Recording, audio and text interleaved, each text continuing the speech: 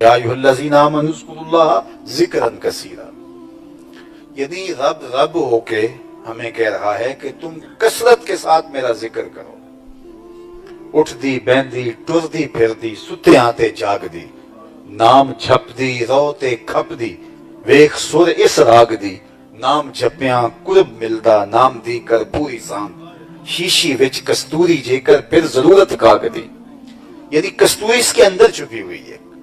آپ جانتے ہیں کہ کستوری کا مزاج ہے کہ جب اس کو آپ ہاتھ پہ ہتھیلی پہ رکھتے ہیں تو اس کے اندر مہک تو ہوتی ہے لیکن اس قدر نہیں ہوتی، لیکن جب اس کو رگڑتے ہیں تو اس کی خوشبو پھیلتی ہے. کستوری کا مزاج یہ ہے، اس کو جتنا رگڑا جائے اتنی پھیلتی ہے اس کی خوشبو. ہر شخص کے دل میں اللہ کا نام تو رکھا ہوا ہے لیکن کثرت ذکر کے نتیجے کے اندر اس کی خوشبو پھیلتی ہے. تو پھر باہو بولتے ہیں اندر بوٹی مشک مچایا اتے جہاں پھلاں تے آئی، تو پھر اس کا نور پھیلنے لگ جاتا ہے. تو اٹھتے بیٹھتے چلتے پھرتے سوتے جاگتے میرے قبلہ عالم فرمایا کہ تم اللہ کے نام کا ذکر کرو. اور حقیقت ذکر کیا ہے اس پر بہت لوگوں نے صوفیاء نے بہت کچھ کہا، لیکن میرے خیال میں سب سے اچھا حضرت شیخ مجدد الفسانی نے کہا حقیقت ذکر رفع الغفلہ. انہوں نے کہا حقیقت ذکر کیا ہے؟ غفلت کا زائل ہو جانا. کسی لمحے بھی انسان اس چیز سے بے خبر نہ ہو، اس چیز کا استحضار ہو، یہ خیال اس کے ساتھ جڑا ہوا ہو کہ میرا کوئی مالک ہے اور میں اس کا بندہ ہوں، یہ اسے یاد رہے. تو جب اسے یاد رہے گا تو پھر وہ اس کی فرما برداری کے سائے میں رہے گا، اس کی اطاعت کے دائرے میں رہے گا. پھر وہ من مرضی اور اپنی خواہشات کا غلام نہیں ہوگا. اس لیے حقیقت ذکر رفع الغفلہ ہے، غفلت کا زائل ہو جانا. جب غفلت زائل ہو گئی تو پھر دل ذاکر ہے. زبان بولے نہ بولے تو دل ذاکر ہے، اور زبان بھی بولے تو ذکر کی ایک صورت ہے. کانوں کا ذکر استماع قول حق ذکر گوش. شیخ فرید الدین عطار نے کہا، جس کو مرشد اقبال رومی بھی اپنا امام اور مقتدا مانتے ہیں، کانوں کا ذکر استماع قول حق ہے، اور زبان کا ذکر قرآن مجید کی تلاوت کرنا ہے، اللہ کا مبارک نام جپنا ہے. کسی دکھی کی مدد کر دینا یہ ہاتھ کا ذکر ہے. اللہ کی قدرت کی نشانیوں میں غور کرنا یہ آنکھوں کا ذکر ہے. تو مختلف اعضائے بدنیہ کا ذکر ہے، وظیفہ ہے، وہ ادا کر کے میں اور آپ اپنے دل کی ستھرائی کا سامان کر سکتے ہیں. یہی ہمارا مقصد ہے. سر شام سے آپ یہاں بیٹھے ہیں، کوئی صبح سے آئے ہوں گے، کوئی ایک دن پہلے سے آئے ہوئے ہیں. کیا مقصد ہے یہاں آنے کا؟ یہی ہے میرا اور آپ کے آنے کا مقصد، کہ ہمارے دل کو نور ملے. اہل اللہ کی صحبت میں بیٹھنے سے اللہ کی رحمتیں نصیب ہوتی ہیں. ان رحمت اللہ قریب من المحسنین. اللہ کی رحمتیں محسنین کے قریب ہیں. جس طرح لوگ کہتے ہیں کہ اللہ والوں کے پاس کیا لینے جاتے ہو، اللہ کی رحمتیں تو ہر جگہ ہیں، اس میں تو کوئی شک نہیں، اس کی رحمتیں ہر جگہ برستی ہیں. لیکن وہ خود کہتا ہے کہ جہاں میرے نیک بندے ہوں گے وہاں میری رحمتیں جو ہیں وہ اور قریب ہوں گی اور نیڑے ہوں گی. تو پھر جب ہم قریب جاتے ہیں تو ہمیں اس کا حظ ملتا ہے، ہمیں اس کا لطف نصیب ہوتا ہے، اور اس کی برکتیں ہم پاتے ہیں. تو صالحین کی صحبت ہمارے باطن کی تربیت کی ضمانت ہوتی ہے. تو اس لیے ہمیں ان کی صحبت میں جا کر کے وہ جو لاہ عمل ملتا ہے اس لاہ عمل کے مطابق اپنی زندگی کو ڈھالنا ہوتا ہے.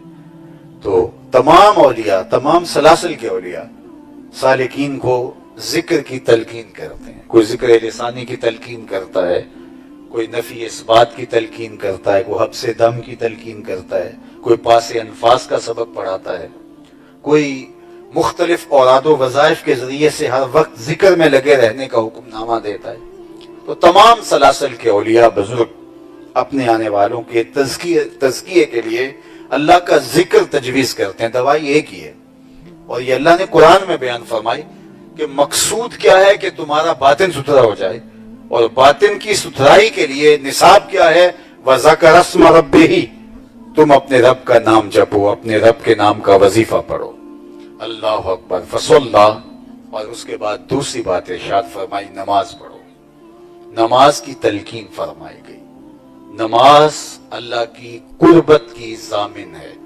ویسے نماز کو بھی ذکر کہا گیا، اقیم الصلاۃ لذکری، نماز میرے ذکر کے لیے قائم کرو. تو یہ بھی ایک صورت ذکر کی ہے. اور اللہ کی سب سے زیادہ قربت بندے کو جو نصیب ہوتی ہے وہ نماز میں ہوتی ہے، بالخصوص سجدے میں. اقصی غایت التذلل والخشوع، اس سے بڑھ کر اللہ کی قربت کا کوئی اور رنگ نہیں ہے جو بندے کو سجدے میں نصیب ہوتا ہے. جب سجدے میں کوئی شخص جھکا ہوتا ہے، اسے اگر پتہ چل جائے کہ کتنی رحمتیں اس کے اوپر برس رہی ہیں تو وہ سجدے سے ساری نہ اٹھائے.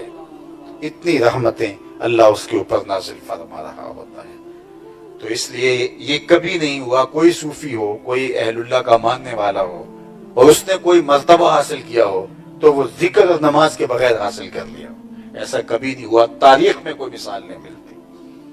تو اس کو ذکر اور نماز کی برکت سے باطن کی ستھرائی نصیب ملتی. یہ نصاب دیا ہے میرے اللہ نے. اب جب ہم نیک اور صالح لوگوں کے پاس جاتے ہیں تو ان کی صحبت کی برکت سے ہمیں یہ دو تحفے نصیب ہو جاتے ہیں. جب اہل اللہ کے پاس ہو کر کے جاتے ہیں نماز چھوڑنے کو جی ہی نہیں چاہتا.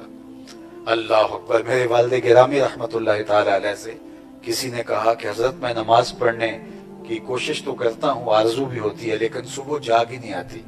تو فرمانے لگے اگر ارادہ پکا ہو تو نیند نہیں آتی، عزم مصمم ہو. تو فرماتے تھے صبح منڈی جانا ہو تو جاگ آ جاتی ہے، کچہریوں میں تاریخ ہو تو جاگ آ جاتی، تو نماز کے لیے جاگ نہیں آتی، اس لیے تمہارا ارادہ مصمم نہیں اور پختہ نہیں تھا. جب عزم مصمم ہو تو اللہ مدد کرتا ہے، اللہ نصرت فرماتا ہے، اللہ راستے دیتا ہے. دل میلا ہو گیا، اب اس کو صاف تو کرنا ہے. فرمایا وَذَكَرَ اسْمَ رَبِّهِ فَصَلَّى، اور اپنے رب کا نام جپا اور نماز پڑھی. یعنی دل کی ستھرائی کے لیے، تزکیہ باطن کے لیے اللہ کا ذکر ہے. ذکر سے دل کا زنگ اترتا ہے، دل ستھرا ہوتا ہے.